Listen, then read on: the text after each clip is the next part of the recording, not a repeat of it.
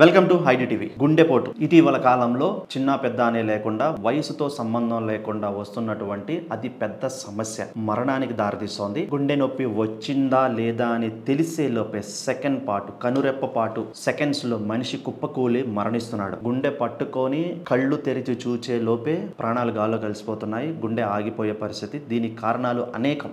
ఎన్నైనా కానివ్వండి, జీవన శైలిలో వచ్చిన మార్పులు, ఆహార శైలిలో జరిగిన మార్పులు కానివ్వండి, రోజువారీ ప్రయాణాలు, ఒత్తిళ్లు, ఎన్నెన్నో రకాలు, ఒకటి కాదు రెండు కాదు. కానీ ఇటీవల వైద్యులు కనీసం ఈ గుండె నొప్పిని ఆపలేనప్పటికీ ఆకస్మికంగా వచ్చే గుండె నొప్పితో ప్రాణాలు పోగొట్టుకున్న వాళ్ళు ఎంతో మంది. వైద్యులు చెప్తుంది ఏంటంటే గుండె నొప్పి రావటానికి ముందుగానే మనకు పంటి సమస్యలు మొదలవుతాయంట. పంటి నొప్పులు తరచుగా వస్తూ ఉంటే ఖచ్చితంగా మీరు ఆ గుండెకి సంబంధించినటువంటి పరీక్షలు కూడా చేయించుకోండి, నిర్లక్ష్యం చేయొద్దు. ఇంకొకటి ఏమిటి అంటే కడుపు నొప్పి, అలాగే మీకు నోటి పూత, అధిక వేడి జరిగిపోయి పొక్కులు వస్తూ ఉంటాయి నోట్లోని కొంతమందికి.